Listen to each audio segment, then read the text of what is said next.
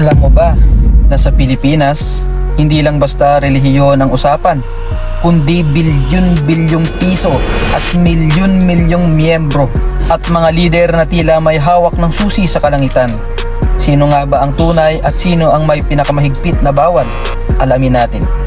Bago tayo magsimula sa ating malalim at dire-diretsong pagtalakay sa 5 na malalaking grupo ng pananampalataya sa bansa, huwag nating kalimutang i-like, comment at mag-subscribe sa ating channel. Magsimula tayo sa Mindanao, partikular sa Davao City, kung saan sumibol ang isang grupong naging sentro ng napakaraming balita nitong mga nakaraang taon. Ito ang Kingdom of Jesus Christ, the name above every name, na itinatag ng self-proclaimed na appointed Son of God na si Pastor Apollo Kibuloy. Itinatag ni Kibuloy ang KOJC noong September 1, 1985. Nagsimula lamang ito sa napakaliit na grupo ng mga tagasunod sa Agdao, Davao City, matapos siyang humiwalay sa United Pentecostal Church. Ayon sa kanyang kwento, dinala siya ng Diyos sa bundok ng Tamayong upang doon ay ihanda sa kanyang dakilang misyon. Kung pakikinggan ng opisyal na pahayag ng KOJC, umaabot sa 7 milyong miyembro ang kanilang bilang sa buong mundo. Mga 4 na milyon sa Pilipinas at 3 milyon sa iba't ibang bansa. Gayunpaman, ayon sa mga independenteng tagasuri at mga talaan ng census, ang aktibong miyembro ay tinatayang nasa 100,000 hanggang 1 milyon.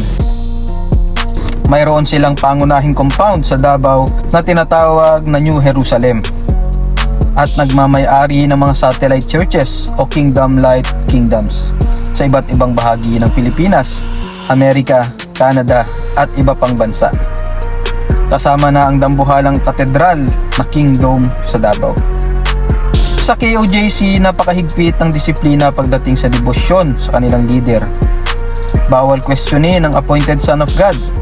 Ang utos at turo ni Apollo Kibuloy ay tinuturing na absolute o walang pagkakamali. Ang pagsuway sa kanya ay pagsuway sa Diyos. Bawal ang makamundong gawi at pananamit. Ang mga kababaihan sa loob ng kaharian ay madalas na nakikita na may mahabang buhok, walang makeup at nakasuot ng mahabang palda. Bawal ang maikling kasuotan. Bawal ang bisyo.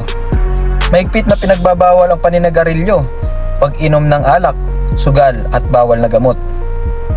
Bawal ang hindi pagkakaisa sa pagboto at pagsuporta. Kung sino ang linyang politikal ng pamunuan, doon dapat ang buong komunidad. Mula sa Davao, lumipat naman tayo sa mga modernong auditorium at business districts, kung saan sikat na sikat ang susunod nating grupo, ang Christ Commission Fellowship o CCF. Itinatag ito ng negosyante at pastor na si Peter Tanchi. Nagsimula ang CCF bilang isang maliit na home Bible study group noong August 1984 sa Brookside Subdivision sa Cainta, Rizal. Noong una, may 40 miyembro lamang ito na binubuo ng mga pamilya at kaibigan ni Peter. Formal itong naging simbahan sa parehong taon at mabilis na lumago sa mga sumunod na dekada. Sa kasalukuyan, ang CCF ay mayroong mahigit 100 hanggang 150,000 aktibong miyembro sa Pilipinas. Ngunit ang kanilang impluwensya ay umabot sa milyon-milyon dahil sa kanilang napakalakas na online presence at mga live streaming. Ang kanilang main church, ang CCF Center Ortigas sa Pasig, ay isang dambuhalang pasilidad na kayang maglaman ng 10,000 katao sa isang bagsakan. Mayroon silang mahigit 70 satellites sa buong Pilipinas at mga international na sangay sa North America, Middle East at Asia. Bukod pa sa libu-libong maliliit na D-groups o discipleship groups na nagpupulong sa mga kabahayan at opisina. Bilang isang non-denominational evangelical Christian church, ang CCF ay walang masyadong tradisyonal na ritual. Ngunit napakahigpit nila pagdating sa moralidad na nakabatay sa Biblia. Bawal ang diborsyon at pakikaapid. Binibigyang diin ng CCF ang kabanalan ng kasal. Bawal ang premarital sex at extramarital sex. Bawal ang same-sex marriage. Naniniwala sila na ang kasal ay para lamang sa isang malalaki at isang babae. Bawal ang ilegal na bisyo at labis na karangyaan. Bagamat hindi nila hayagang pinagbabawal ang pag-inom ng kaunting alak sa mga pribadong okasyon, bawal ang maglasing, magsugal at gumamit ng droga. Bawal din ang korupsyon sa negosyo. Dapat ay tapat ang lahat ng transaksyon. Dumako naman tayo sa isang grupo na naging tanyag dahil sa mga mainit na debate sa telebisyon at radyo. Ito ang Members Church of God International o MCGI, na mas kilala sa kanilang programa na Ang Dating Daan, na pinasikat ng pumanaw na si Brother Eli Soriano at kasalukuyang pinamumunuan ni Kuya Daniel Rason. Ang kasaysayan ng MCGI ay may malalim na ugat, ngunit formal itong narehistro sa gobyerno ng Pilipinas noong March 30, 1977 ni Brother Eli Soriano, matapos siyang umalis sa isang kahalintulad na grupo dahil sa mga pagkakaiba sa doktrina. Nagsimula ito sa Apalit, Pampanga, na hanggang ngayon ay nagsisilbing sentro o ang Dating Daan Convention Center. Walang inilalabas na opisyal at eksaktong senso ang MCGI pagdating sa kabuoang bilang, ngunit tinatayang may 2 hanggang 3 milyong miyembro sa buong mundo. Mayroon silang libu-libong lokal o tinatawag na coordinating centers sa buong Pilipinas, South America, Europe, North America at Africa. Ang kanilang mga kapilya ay hindi magarbo, kundi functional na mga bulwagan para sa pagkakatipon. Ang MCGI ay kilala sa pagkakaroon ng isa sa pinakamahigpit na listahan ng mga bawal, lalo na para sa mga kababaihan. Bawal magputol ng buhok ang mga babae. Para sa kanila, ang buhok ng babae ay binigay bilang lambong, kaya bawal itong gupitin. Bawal magsuot ng pantalon at may ikling damit ang babae. Obligado silang magsuot ng maluluwag na palda o bestida na lampas tuhod, at bawal ang hapit na damit. Bawal din ang mag-makeup at magsuot ng alahas. Bawal kumain ng dugo at binigti. Mahigpit na bawal ang dinuguan at mga karne ng hayop na hindi dumanas ng tamang pagkatay o pagpapatulo ng dugo. Bawal din kumain sa mga restoran na naghahain ng mga pagkaing inaalay sa Diyos-Diyosan. Bawal ang alak, sigarilyo at sugal. Kasama na rito ang bawal na panonood ng mga sinihan na nagpapakita ng kalaswaan. Mula sa mga lokal na sumibol sa Pilipinas, tignan naman natin ang isang pandaigdigang relihiyon na nagmula sa Estados Unidos, ngunit may napakalaking presensya na ngayon dito sa ating bansa. Ito ang Church of Jesus Christ of Latter-day Saints, o mas kilala sa tawag na Mormons, na itinatag ni Joseph Smith.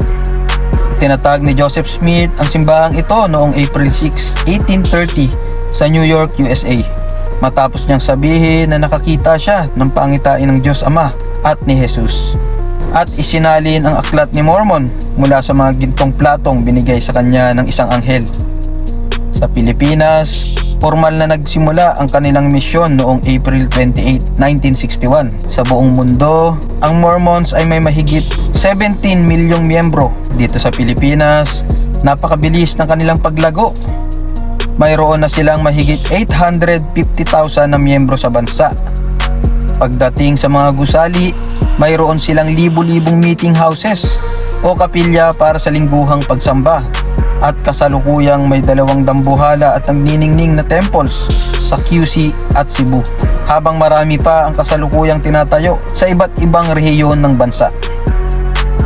Ang mga Mormons ay may isang kilalang batas ng kalusugan na tinatawag na Word of Wisdom o salita ng karunungan, kung saan nakalista ang kanilang mga bawal. Bawal ang kape at tsaa. Pinagbabawal sa kanila ang pag-inom ng anumang mainit na inumin na naglalaman ng caffeine mula sa dahon ng tsaa at buto ng kape. Bawal ang alak at sigarilyo. Lahat ng uri ng alak, tabako at bawal na gamot ay mahigpit na pinagbabawal. Bawal ang tato at maramihang piercing. Pinapanatili na lang malinis ang kanilang katawan bilang templo ng Espiritu Santo. Ang mga lalaki ay bawal mag-piercing, at ang mga babae ay isang pares lang ng butas sa tenga ang pwede. Bawal ang premarital sex. Bawal magtrabaho o mamili tuwing linggo. Ang araw ng linggo ay nakalaan lamang sa pagsamba at pamilya. Dumako naman tayo sa isa sa pinakamalaki, pinakamakapangyarihan sa politika at pinakaorganisadong lokal na relihiyon sa Pilipinas. Ang Iglesia ni Cristo, na pinasimula ng kanilang unang tagapamahalang pangkalahatan na si kapatid na Felix E. Manalo. Itinatag at formal na pinarehistro ni Felix Manalo ang Iglesia ni Cristo sa gobyerno ng Pilipinas noong July 27, 1914, kasabay ng pagsiklab ng unang digmaang pandaigdig na ayon sa kanilang doktrina ay katuparan ng mga hula sa Biblia sa mga wakas ng lupa.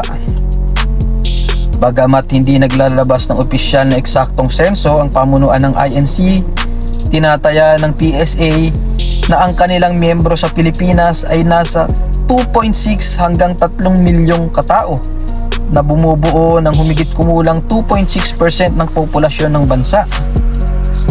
Gayunpaman, mayroon na rin silang mga miyembro na mahigit 160 na bansa at teritoryo. Kilala ang INC sa kanilang mga kapansin-pansin at magagarbong kapilya na may natatanging arkitektura. Mayroon silang libu-libong lokal sa buong bansa at pag-aari rin nila ang Ciudad de Victoria sa Bulacan, kung saan matatagpuan ang Philippine Arena, ang pinakamalaking indoor arena sa buong mundo.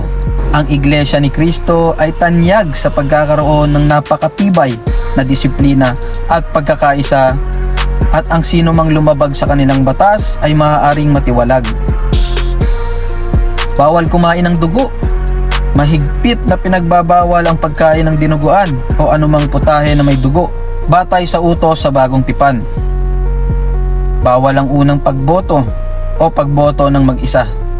Pinatutupad nila ang block voting.